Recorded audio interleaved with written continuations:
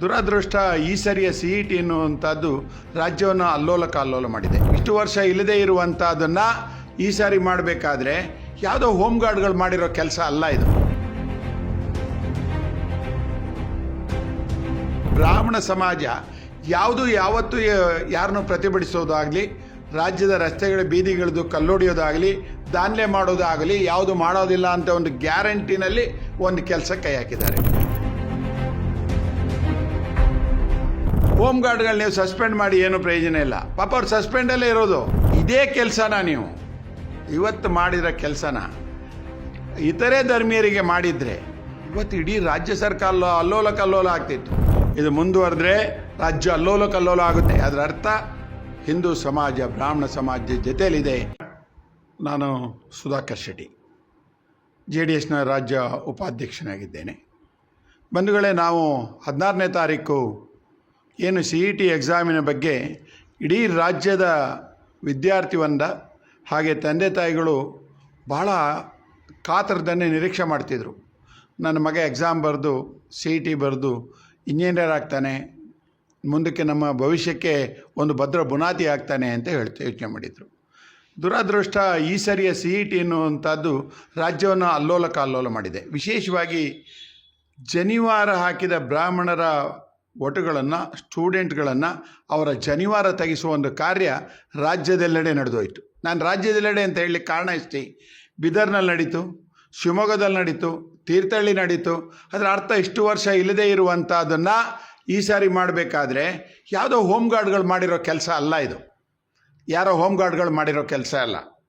Home ಗಾರ್ಡ್ಗಳು ಮಾಡ್ತಾರೆ ಅಂತ ಯೋಚನೆ ಮಾಡಿದರೆ ಅದನ್ನು ಎಲ್ಲೋ ಯಾರೋ ಒಬ್ಬ ಮಾಡಿರ್ತಾನೆ. ರಾಜ್ಯದ ಮೂಲೆ ಎಲ್ಲ ಕಡೆಯಲ್ಲಿ ಮಾಡಲಿಕ್ಕೆ ಸಾಧ್ಯ. ಯಾವುದೋ ಒಂದು ಕುಯುಕ್ತಿ ಇರುವಂಥ ಒಬ್ಬ ಅಧಿಕಾರಿ ಈ ಕೆಲಸ ಮಾಡಿಸಿದ್ದಾರೆ, ಅಥವಾ ರಾಜ್ಯದ ಯಾರೋ ಒಂದು ಪ್ರಮುಖ ಸ್ಥಾನದಲ್ಲಿರೋರು ಇದನ್ನು ಮಾಡಿದ್ದಾರೆ.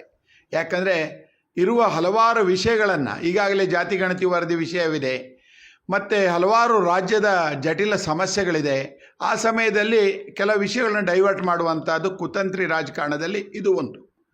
ಹಾಗಿದ್ದಾಗ ಈ ಸರಿ ಏನು ಮಾಡಿದ್ದಾರೆ ಅಂದರೆ, ಬ್ರಾಹ್ಮಣ ಸಮಾಜ ಯಾವತ್ತೂ ಯಾರನ್ನು ಪ್ರತಿಭಟಿಸೋದಾಗಲಿ, ರಾಜ್ಯದ ರಸ್ತೆಗಳ ಬೀದಿಗಳದ್ದು ಕಲ್ಲೊಡೆಯೋದಾಗಲಿ, ದಾನ್ಲೆ ಮಾಡೋದಾಗಲಿ ಯಾವುದು ಮಾಡೋದಿಲ್ಲ ಅಂತ ಒಂದು ಗ್ಯಾರಂಟಿನಲ್ಲಿ ಒಂದು ಕೆಲಸ ಕೈ ಹಾಕಿದ್ದಾರೆ.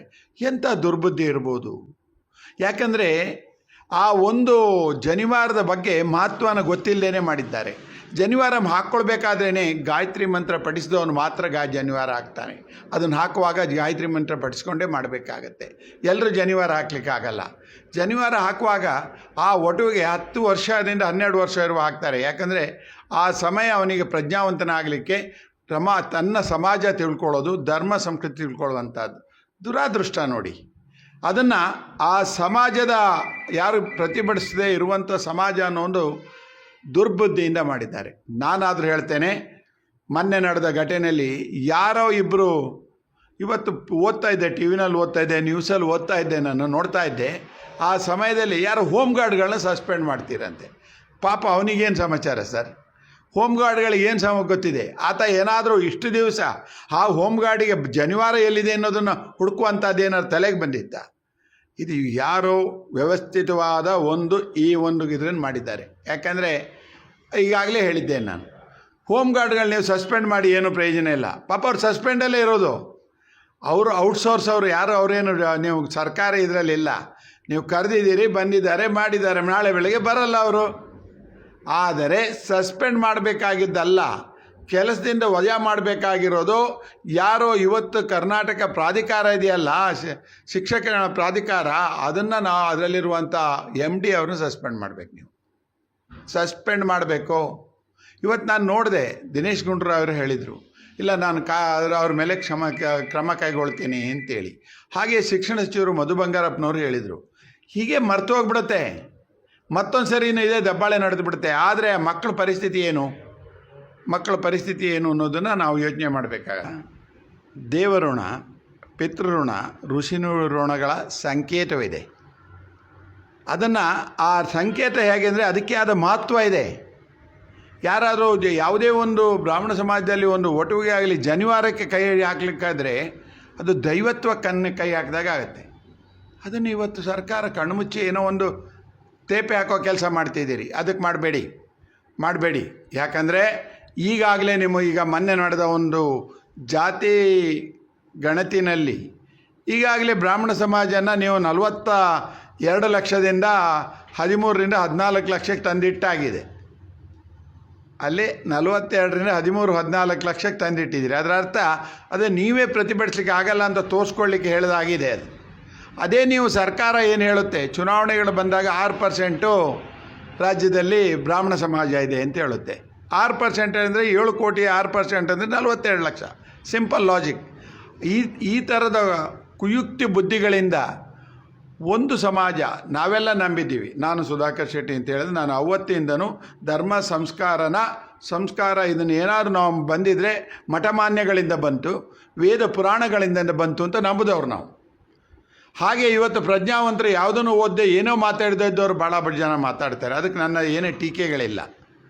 ಇದೇ ಕೆಲಸನ ನೀವು ಇವತ್ತು ಮಾಡಿರೋ ಕೆಲಸನ ಇತರೆ ಧರ್ಮೀಯರಿಗೆ ಮಾಡಿದರೆ ಇವತ್ತು ಇಡೀ ರಾಜ್ಯ ಸರ್ಕಾರ ಅಲ್ಲೋಲ ಕಲ್ಲೋಲ ಆಗ್ತಿತ್ತು. ಇನ್ನು ಇವತ್ತು ನೀವು ಜನಿವಾರ ಹಾಕ್ಕೊಂಡು ಇದನ್ನು CET ಬರೆಯಲ್ಲ, ಇದನ್ನು ಹಿಂದೊಂದು ಸರಿ ಮಾಡಿದ್ದೀರಿ. ನೀವು ಎಲ್ಲೋ ಮಾಡಿದ್ರೆ ಹಿಂದೂ ಧರ್ಮದ ಮೇಲೆ ದಬ್ಬಾಳಿಕೆ ಅಥವಾ ನಿಮ್ಮ ಮನಸ್ಥಿತಿನ ಅದ್ರ ಮೇಲೆ ಹೇರುವಂಥ ಕೆಲಸ ಮಾಡ್ತಿದ್ದೀರಿ ಅಂತ ಹೇಳಲಿಕ್ಕೆ ಇಚ್ಛೆಪಡ್ತೇನೆ. ಹಿಂದೆ ಮಾಡಿದ್ದೀರಿ ನೀವು. ಯಾಕಂದರೆ ಬಳೆ ಹಾಕ್ಕೊಂಡು ಹೋಗುವಾಗಿಲ್ಲ, ಮತ್ತು ಮಂಗಲಸೂತ್ರ ಹಾಕ್ಕೊಳ್ಳುವಾಗಿಲ್ಲ, ಕಾಲುಂಗುರ ಹಾಕ್ಕೊಳ್ಳುವಾಗಿಲ್ಲ, ಈ ಥರದ್ದೆಲ್ಲ ಹೇಳ್ತೀರಿ. ಇದು ನಿಮ್ಮ ಕುಯುಕ್ತಿಯ ಬುದ್ಧಿ ಕಾಣುತ್ತೆ, ಅಥವಾ ಸರ್ಕಾರದ ಒಳಗಿರುವ ಅಧಿಕಾರಿಗಳ ಕುಯುಕ್ತಿ ಬುದ್ಧಿ ಕಾಣುತ್ತೆ. ಸರ್ಕಾರಕ್ಕೆ ಈಗಲಾದರೂ ಹೇಳಲಿಕ್ಕೆ ಇಚ್ಛೆಪಡ್ತೇನೆ, ಈ ಧರ್ಮದ ಹಿಂದೆ ಏನು ಇವತ್ತು ನಾವು ಯೋಚನೆ ಮಾಡ್ತಿದ್ದೀವಲ್ಲ, ಜನಿವಾರದ ಅಥವಾ ವಿಷಯ ಇರ್ಬೋದು, ಅಥವಾ ಬ್ರಾಹ್ಮಣ ಸಮಾಜದ ಹಿಂದೆ ರಾಜ್ಯದ ಹಿಂದೂ ಸಮಾಜ ಇದೆ ಅಂತ ಹೇಳಲಿಕ್ಕೆ ಇಚ್ಛೆಪಡ್ತೇನೆ. ಹಿಂದೆ ಅನಾದಿ ಕಾಲದಲ್ಲಿ ಯಾವುದೋ ಒಂದು ವಿಚಾರಗಳ ಮೇಲೆ ಚರ್ಚೆ ನಡೀತಾ ಇದೆ. ಅವತ್ತು ಜಾತಿ ವರ್ಣ ಎಲ್ಲದೂ ಇತ್ತು. ಇವತ್ತು 21ನೇ ಶತಮಾನ ಅದು ಯಾವುದೂ ಬರೋದಿಲ್ಲ. ಅವನ ಯೋಚನಾಲಹರಿ, ಅದು ಅವನ ಬುದ್ಧಿವಂತಿಕೆ, ಸಮಾಜಕ್ಕೆ ಕೊಡುವ ಕೊಡುಗೆ ಮೇಲೆ ಎಲ್ಲದೂ ನಿಂತಿದೆ. ಯಾವ ಜಾತಿಯೂ ಬರೋದಿಲ್ಲ. ಅಂಥದ್ರಲ್ಲಿ ನೀವು ಬ್ರಾಹ್ಮಣ ಜಾತಿನ ಆಕಸ್ಮಿಕ ನೀವು ಕೆಣಕುವುದಾಗಲಿ, ತುಳಿತ ಮಾಡೋದಾಗಲಿ, ಇಂಥದ್ದನ್ನೇನಾದರೂ ಮಾಡಿದ್ರೆ JDS ಪಕ್ಷ, ಈಗಾಗಲೇ ನಮ್ಮ ರಾಜ್ಯದ JDS ಪಕ್ಷದ ನಾಯಕರಾದ ನಿಖಿಲ್ ಕುಮಾರಸ್ವಾಮಿಯವರು ಹೇಳಿದ್ದಾರೆ, ಇದು ಮುಂದುವರೆದ್ರೆ ರಾಜ್ಯ ಅಲ್ಲೋಲ ಕಲ್ಲೋಲ ಆಗುತ್ತೆ ಅನ್ನೋ ಮಾತನ್ನು ಹೇಳಿದ್ದಾರೆ. ಅದರ ಅರ್ಥ ಹಿಂದೂ ಸಮಾಜ ಬ್ರಾಹ್ಮಣ ಸಮಾಜದ ಜೊತೆಯಲ್ಲಿದೆ. ಅವರ ಯಾವುದೇ ರೀತಿಯ ಅವರಿಗೆ ತೊಂದರೆ ಬಂದಾಗ ಹಿಂದೂ ಸಮಾಜ ಅವ್ರ ಜೊತೆಯಲ್ಲಿ ನಿಲ್ಲುತ್ತೆ ಅನ್ನೋ ಮಾತನ್ನು ನಾನು ಹೇಳಲಿಕ್ಕೆ ಇಚ್ಛೆಪಡ್ತೇನೆ. ಈ ರೀತಿಯ ಇನ್ನಷ್ಟು ವಿಡಿಯೋಗಳು ನಿಮಗೆ ಸಿಗಬೇಕೇ? ಹಾಗಾದ್ರೆ ಈಗಲೇ ನ್ಯೂಸ್ ಮಲ್ನಾಡ್ ಚಾನೆಲ್ನ ಸಬ್ಸ್ಕ್ರೈಬ್ ಆಗಿ, ಕೆಳಗಿರೋ ಸಬ್ಸ್ಕ್ರೈಬ್ ಬಟನ್ ಮೇಲೆ ಕ್ಲಿಕ್ ಮಾಡಿ ಉಚಿತವಾಗಿ ಸಬ್ಸ್ಕ್ರೈಬ್ ಆಗಿ. ನಿಮ್ಮ ಒಂದೊಂದು ಸಬ್ಸ್ಕ್ರೈಬ್ ಕೂಡ ನಮಗೆ ಬೆಂಬಲ, ಸ್ಫೂರ್ತಿ.